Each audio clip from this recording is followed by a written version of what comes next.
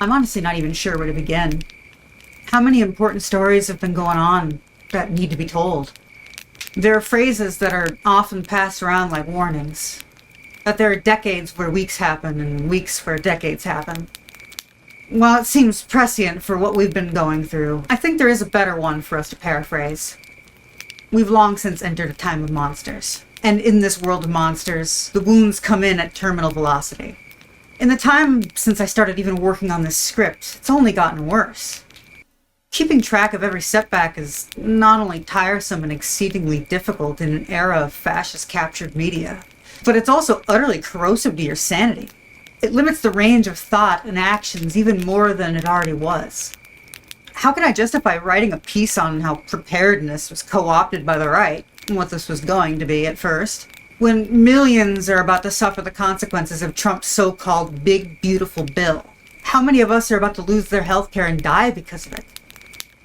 They're trying to make safe and documented life-saving care impossible to access for me and my fellow trans siblings, forcibly detransitioning those of us who can't access it otherwise.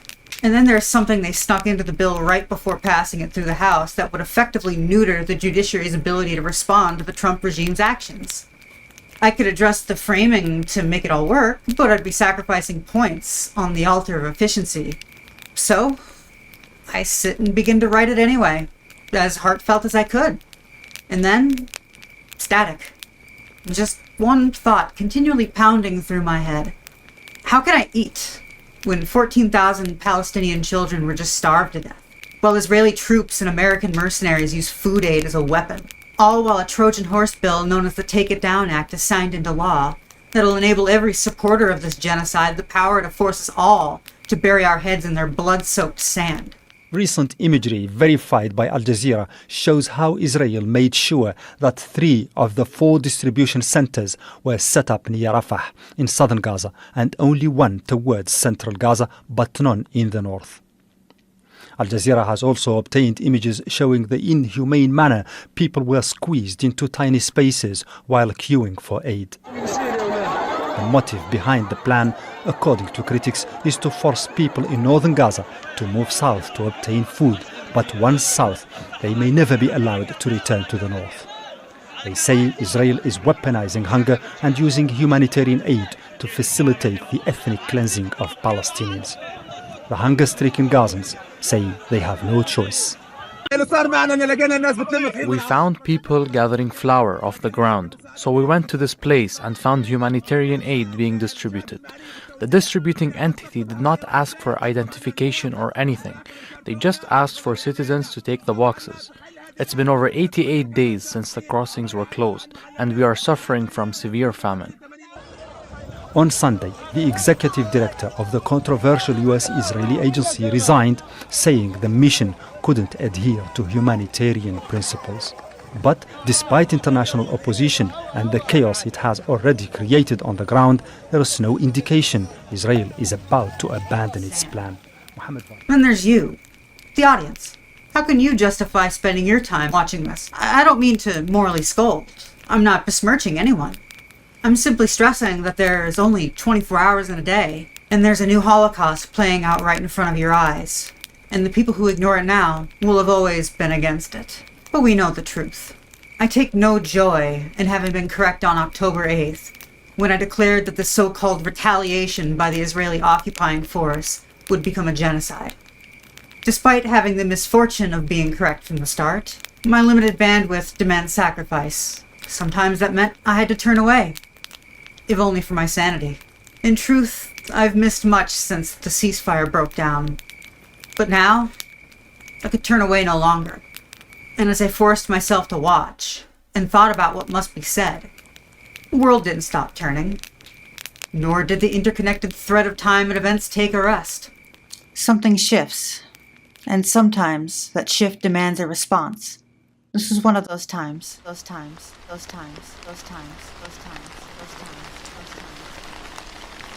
You all certainly know the story by now, or at least what the captured media would want you to know about it.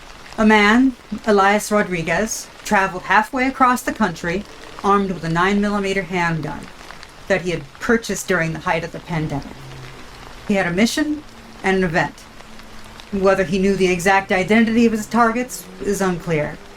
What was clear was his motives, despite what the manufactured narrative of the incident says. Upon the conclusion of a youth diplomats event hosted by the American Jewish Committee, Jewish American Sarah Milgram and German evangelical Christian Zionist Yaron Zelinsky were approached by Elias, opening fire and killing both. The two were only days removed from a visit to the Israeli-occupied city of Jerusalem, where Lizinski was supposed to propose to Sarah. They had intended to do so despite a genocide being enacted by the government they worked for just taking place 50 miles away. Two others related to the event were at the direct scene of the shooting, but were reportedly unharmed. Instead of fleeing, Elias turned himself in, and as he was being taken into custody, he began to shout. The blood had barely ceased flowing from the numerous exit wounds before the Hasbara propagandists got to work, deflecting the news cycle away from the genocide by claiming an attack as an example of anti-Semitic terrorism. Even among those of us who are anti-Zionist, there was a rush to declare it preemptively as anti-Semitic. Not purely out of naivete, but mostly for fear of being branded as a supporter of terrorism. As long as there was no manifesto, the media and government could continue to claim until they were blue in the face that this assassination was based obviously on anti-Semitism. Except Elias had written one, and it was quite obvious what his motives were. He had even shouted them. Despite the media's claims and attempts to suppress the truth, Elias Rodriguez was not motivated by anti-Semitism. His writings, social media, chat logs, and peers have one very consistent through line. Elias is an overly emotional and dedicated anti-Zionist and authoritarian communist. Any statement to the contrary is propaganda. There's a parallel story I'd like to make a comparison to. And I'm not referring to the killing of this healthcare demon and mass murderer Brian Thompson. Luigi, allegedly, punched up. What, Rodriguez dead? Well, we've seen that happen before. History doesn't repeat. It rhymes.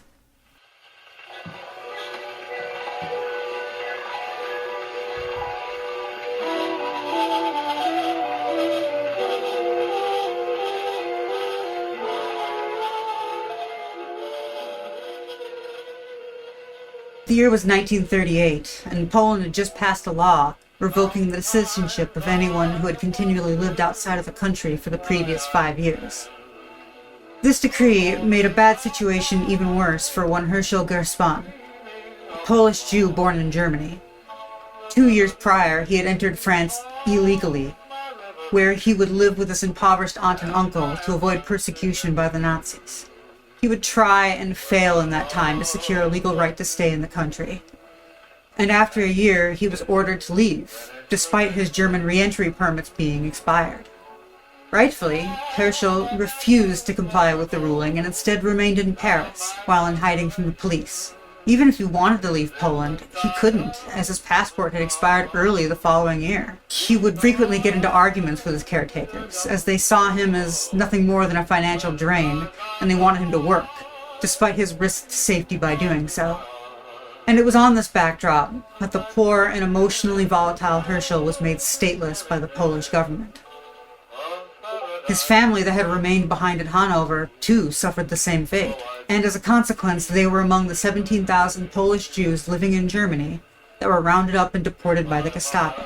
Known as Polnaktion, this action was taken as a preemptive response to a secondary decree by the Polish government, which had aimed to invalidate the passport of Polish Jews living abroad by requiring a special stamp. Jews that had attempted to receive the stamp were rejected. Even the Polish government didn't want them, and neither did Nazi Germany, which at the time still sought an amicatory solution to the goal to remove all Jews from Germany. This action by the Polish government threatened that goal. Thus, days before the secondary decree was to take effect, the Gestapo acted, using government records to easily locate their targets. This would all culminate in the border being shut down, stranding 12,000 of them alongside the border. Many would end up at a refugee camp set up in Sponchne, including the Gerspan family. Shortly after arriving in the camp, his sister, Berta, was able to send a postcard where she was able to describe the horrors of the expulsion. And this was the push that made an adventurist out of a scared teenager. Armed with little more than a revolver and a postcard for his family, Gaspard made his way to the German embassy in Paris to get his revenge. As he was entering, he inadvertently walked past the German ambassador, Johannes von Velschek, without even realizing it. He claimed to be a German spy with intelligence to deliver to the highest level diplomatic staff that would see him. Instead, he was directed to the 29-year-old Ernst von Rath, a junior at the embassy. Upon asking for the intelligence, he instead received 5 of Herschel's rounds to the abdomen after allegedly shouting, "You're a filthy bush. In the name of 12,000 persecuted Jews, here's the document." And without realizing it, poor young Herschel had just set off a chain reaction he could not control. But he certainly could have predicted if he understood his place in history. But he didn't. The Nazi-controlled media instantly leapt at the chance to drum up conspiracy, framing it as an act of organized Jewish violence. French Jewish leaders lined up to condemn the killing, hoping to spare themselves. But it was too late for them and the Jews in Germany. Once news of von Rath's death had reached Hitler during an anniversary event for the beer hall putsch, the decision was quickly made. There was to be a pogrom. We call it Kristallnacht. Thing is, the ensuing murders, destruction of lives, suicides, and arrests wasn't really the fault of Gaspard. If it wasn't him, it would have been someone else. So too was Polnaction. Historians might wax poetic about this being a thread of history, each event sadly leading to the next. But the truth is far more complex. There is a failure to understand this in such hyper-individualistic societies. But your actions aren't the direct consequence of the previous actions. They are the sum total of countless systems interacting with each other. And in its chaotic messiness, events like Kristallnacht are emergent. Put simply, there are underlying conditions that must be met for genocidal actions to occur. By 1938, all Gaspard needed to do was light a match on a society that was ripe for genocidal violence. Rodriguez lit a match as well, but the outcomes were clearly different. For now. That much will change. Hey, yeah, you. Our special ops aren't Call of Duty LARPers. They're people making real moves to protect, uplift, and organize. Unfortunately, in a system built on artificial scarcity, even mutual aid has a price tag. And if we want to grow, if we want to win, we need your help. We need your help. So if you've got even a few bucks to spare, toss it our way. It's not for ads, it's not for merch drops, but for people making moves in the shadows so others can do it in the light. It's just us and you. So fund the mission, fund the fight, fund the future, because nobody's coming to save us. We save each other. That's how this works.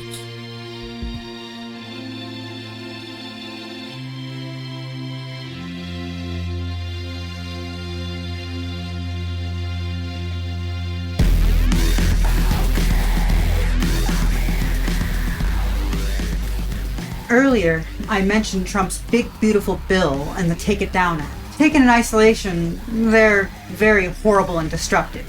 In conjunction with what work's already been done, they're two of but many pivotal conditions required to create the bedrock for an event akin to a digital Kristallnacht. For starters, much has already been said about Trump's big, beautiful bill, and I'm incredibly heartened to see where the developments have taken it on how it's been covered. When I first started writing this script, little was being mentioned of the numerous provisions slid into the bill right before passing it through the House. I saw very few cis speakers mention how the bill removes all gender-affirming care from plans under the ACA, as well as Medicaid, forcibly detransitioning those of us that can't afford it otherwise. This directive will have a knock-on effect, leading to fewer healthcare plans covering us. They're quietly trying to eradicate us through this provision, hoping that we take ourselves out. And it won't stop there. After all, they finally found a demographic they can get rid of without the need for obvious state violence, which, given the current material conditions, would actually lead to a public response. This is because the American people only understand violence if it's on their TV screens and if it bleeds while looking like them.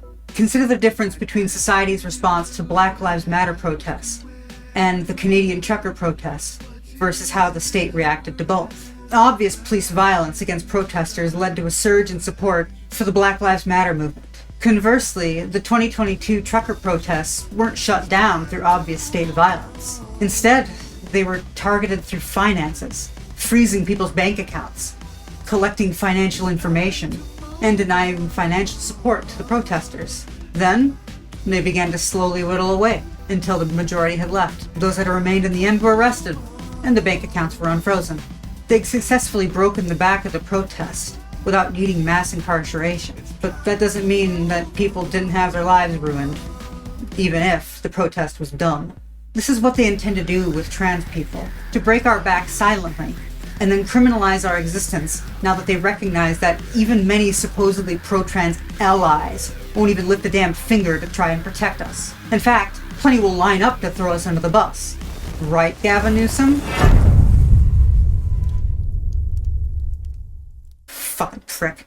This doesn't mean that there aren't people who will stand up, but it's nowhere near enough. Nor does the support truly reach those of us in need. We've been left to our peril, as we've been successfully dehumanized. I don't believe it'll be much longer until they attempt to change the classification of our hormones, turning those of us who continue to help our trans siblings into drug dealers, especially as it pertains to trans men. And we already know that Trump wants the death penalty for drug dealers. Sir, I heard you want the death penalty for drug dealers. Laws are being passed across the country that conflate drag performance with adult performances. Put simply, they're attempting to conflate being trans with being a sex offender. States like Idaho are making it legal for the state to enact the death penalty on quote-unquote pedophiles. States like Florida and Alabama have reduced the number of jurors needed for the death penalty from 8 to 10 respectively. These are some of the many stepping stones that will eventually be used to justify our eradication. And it will be called legal, and most won't lift a finger to stop it. Even if it is declared illegal by the courts, the most damning element of the big beautiful bill will render them impotent. And for a thanks, this provision has actually started to gain some public attention, and it has led to some confusion as well, and a small, ill-advised sense of hope among those of us who still believe that the courts will save us. Here's the law. Okay. You know what, Political Drain? You can read that. I'm gonna throw that to you. I'm not gonna put it in my voice. You can put the bill in the law. Yeah, that's just editing. I'm not gonna read that stupid thing. Put simply, the intent of this law is to prevent the courts from using federal funds to enforce a court order. For example, let's say you get blackbagged by ICE despite being a U.S. citizen, and you ask the court to step in and they agree to do so. And predictably, ICE does not comply. The courts would be unable to enforce the contempt charge when they fail to respond. That is, unless you're able to post a bond. And this is where the ill-advised sense of hope comes in.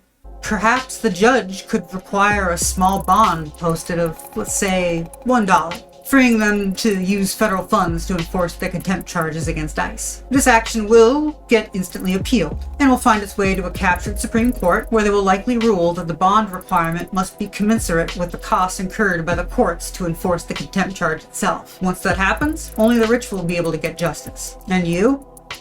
Well, they'll be able to get away with doing whatever they want to you. But, I hear you retort, what about nationwide injunctions? Well, they've already thought about that, and the case they're using to try and eliminate them is currently sitting before the Supreme Court.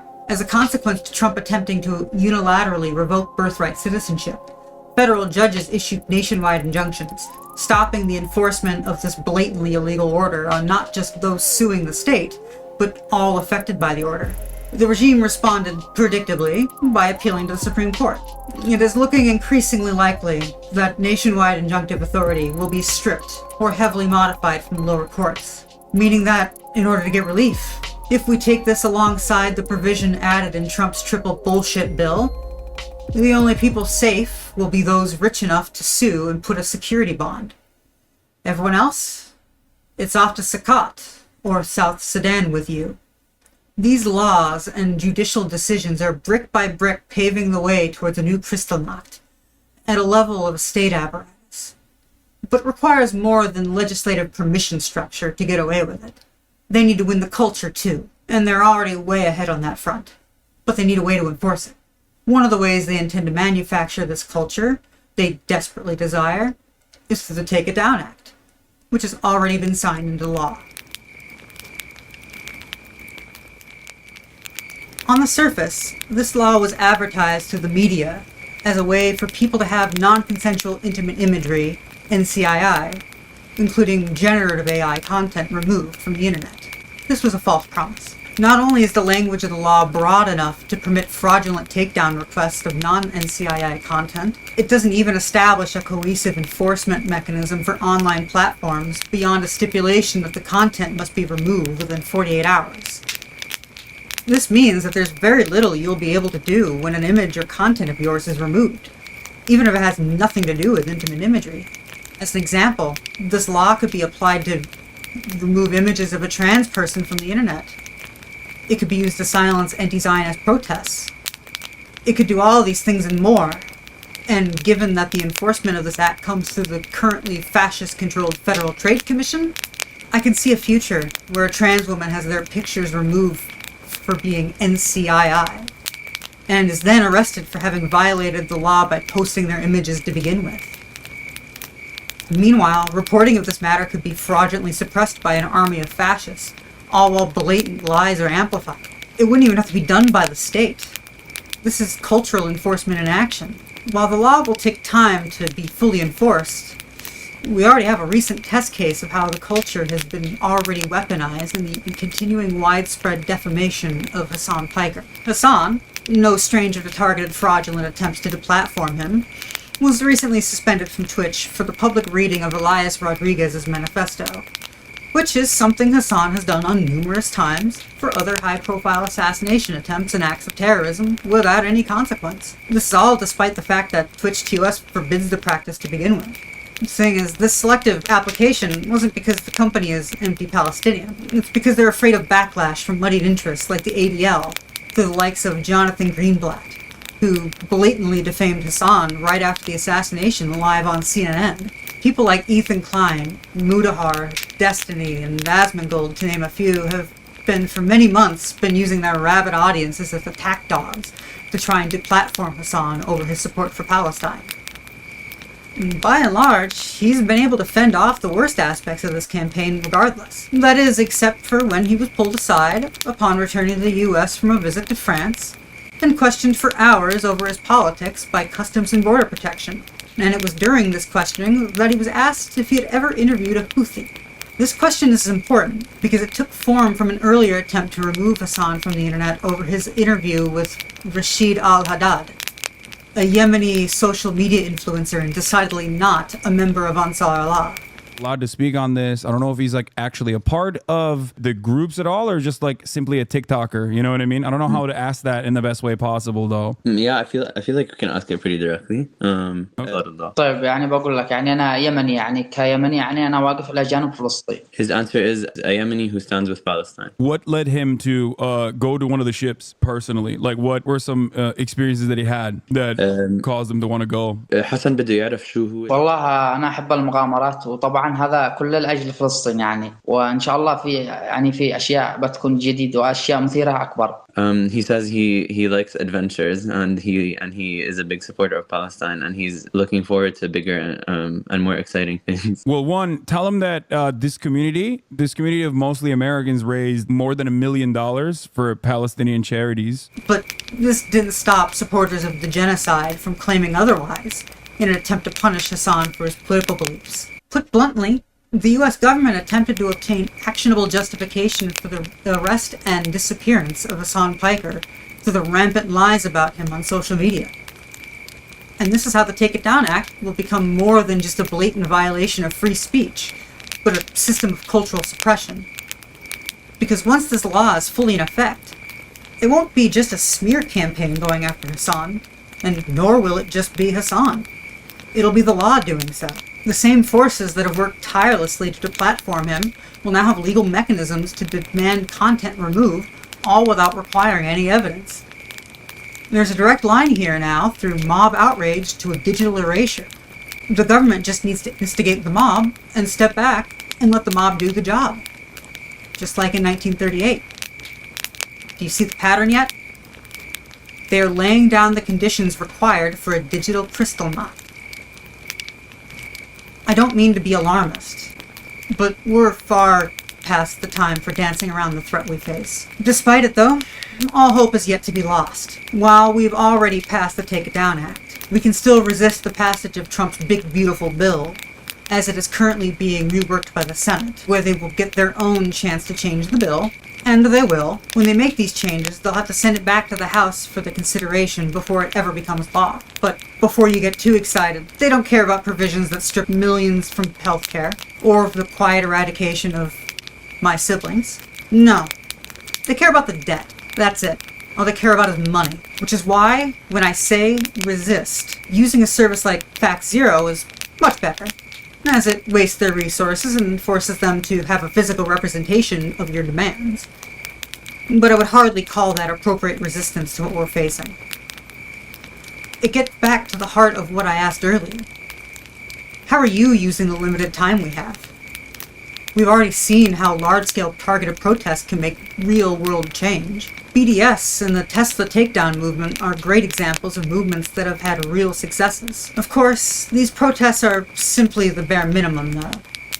We need those means like Hassan Piker to use the judicial means at our disposal to attempt to set precedent, even if there is a long shot of success in a corrupted court system. Your average person doesn't have the resources to fight this, and soon it might not even matter. But if you can, you should. Likewise, if you have money to donate, don't give it to LGBT organizations, as they've already shown that they're willing to comply and only act as a middleman. Instead, give directly to the people who desperately need our help through whatever crowdsourcing methods they're using. But where does that leave the rest of us? Those of us without the financial means to resist in the courts. We need to continue building parallel care structures as we have been. And we need to continue to get involved. Reading is not enough. Seek ideas from your history. We have examples to model ourselves off of, from Stonewall to Lincoln Heights, from the Panthers to ACT UP. We are standing on the bones of resistance, and it would be a shame to let it all go to waste now. In the time since I started working on this script, the same forces at work that have engaged in systematic eradication of the Palestinian people and their culture have continued to ratchet up their authoritarian aims. If ghouls like Jonathan Greenblatt are able to get their way, we'll absolutely see another Kristallnacht moment. And it'll be done using all the data you've put on the internet. Thanks, Palantir. Our time is running short, so you better get to work. All power to the people. Free Palestine. Follow us on all these things you see here, and our link tree is in the description. Maybe even get some merch.